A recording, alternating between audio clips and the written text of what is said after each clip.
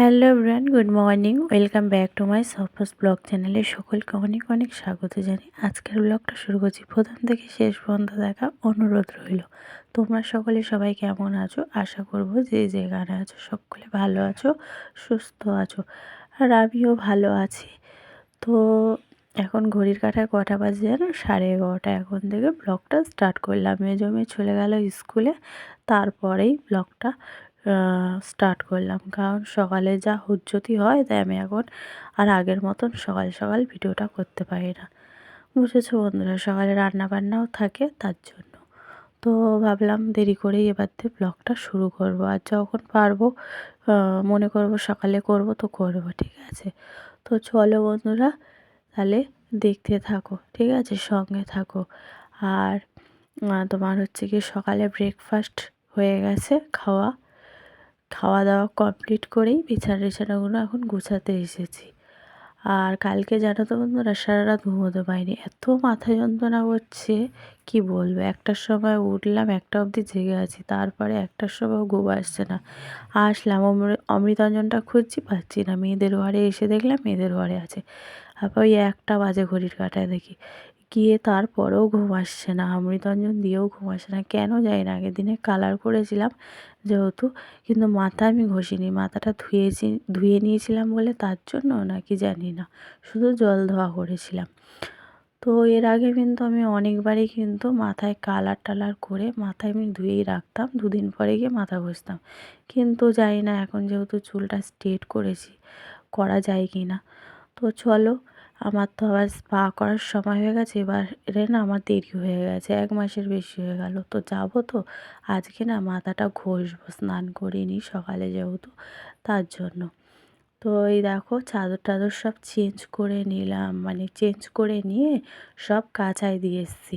গরম জল করে সব ভিজিয়ে রেখেছিলাম, তারপর মেশিনে দিয়ে এসেছি। আর এসে ওইদিকে কাচায় দিয়ে এসে এদিকে চাদর টাদরগুলো পেতে নিচ্ছি ঝেড়ে ঝুড়ে গুছিয়ে।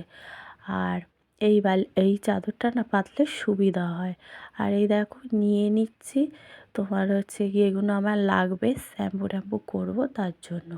তো এখন শ্যাম্পু করা না তো মানে কাজ বেড়ে যাওয়া, কি বলবো। চুলটা স্ট্রেট করে যেন এখন বড্ড মানে ভুল করেছি।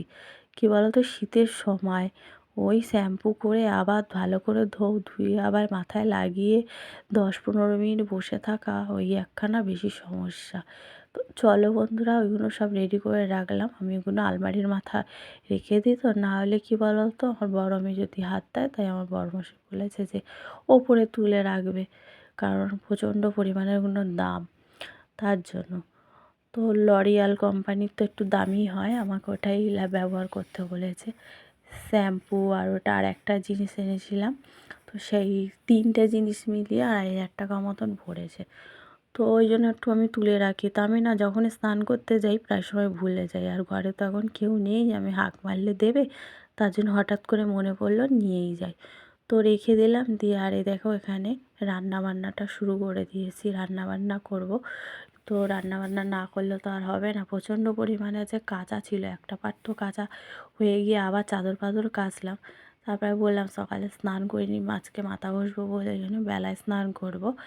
আর এখানে এই যে ভাজা করছি, তোমার হচ্ছে কি একটু শিম ছিল পেকে পেকে গেছে, ওই শিমটা আবার ফেলে দেবো। তো যেহেতু পেঁয়াজ কলি আলু ভাজছি, ভাবলাম ওর মধ্যে দিয়ে দিই। পেকে পেকে না, ঠিক একটু বুড়ো দানা ভর্তি হয়ে গেছে সেই শিম। তো চলো, ভাজাটা হয়ে গেছে। আর এখানে বড়ি টড়ি দিয়ে একটা ঝোল করবো। পার্শে মাছ এনেছে বড়মশাই, পার্শে মাছ আনলো। আমি তাই বললাম মেয়েদের জন্য কাটা মাছ আনলে না, ওরা আবার খাবে না, বলছে একটা দিন খেতে বলো, সেরকম মাছ ছিল না তাই আনিনি।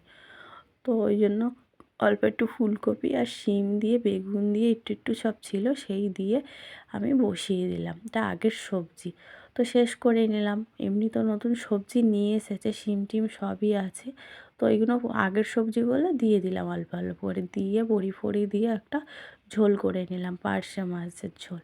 তো দেখো তরকারিটা হয়ে গেছে। আর বড়িটা তো লাস্টে দিই, না হলে একদম ভেঙে সব গুলে চলে যায়। সবার শেষে দিয়ে ধনেপাতাটা দিয়ে দিয়েছি, আর হয়ে গেছে। নামিয়ে নেবো তরকারি দিয়ে, এবার খেতে বসবো। অনেকটা কিন্তু বেলা হয়ে গেছে। বেলায় স্নান করা না তো খুব ঝামেলা, জানো না বন্ধুরা। সকালে স্নানটা করলে খুব সুবিধা, মানে স্নানের চিন্তাটা তো আর থাকে না। তো এই যে স্নান করে দেখো একবারে চলে এসেছি, আর মাথায় একটা অন্য ওড়না ছিল, পুরো ভিজে গেছে, তা আবার একটা শুকনো ওড়না দিয়ে আমি চলে এসেছি, নাহলে ঠান্ডা লেগে যাবে তার জন্য। আর সিঁদুর টিঁদুরও পরিনি, কেন বলো তো, অনেক দেরি হয়ে গেছে, মানে অনেকটা বেলা হয়ে গেছে, এই জন্য খেতে বসে গেছি। আমার বেলা হলে অসুবিধা নেই, মাম্মাম তো ছোটো মানুষ, ওর তো একটু টাইমে খাওয়াতে লাগে না, তার জন্য।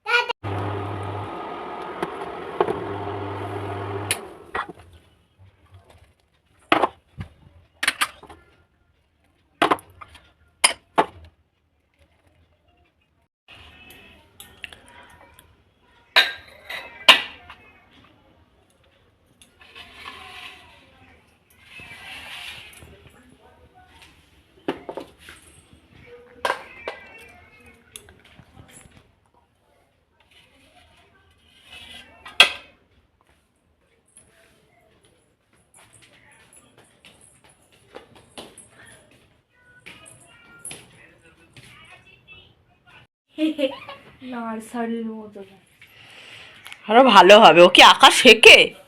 ওকে আঁকা এবারে দেবো। আঁকাও শিখবে, আর কি শিখবে? ক্যারাটে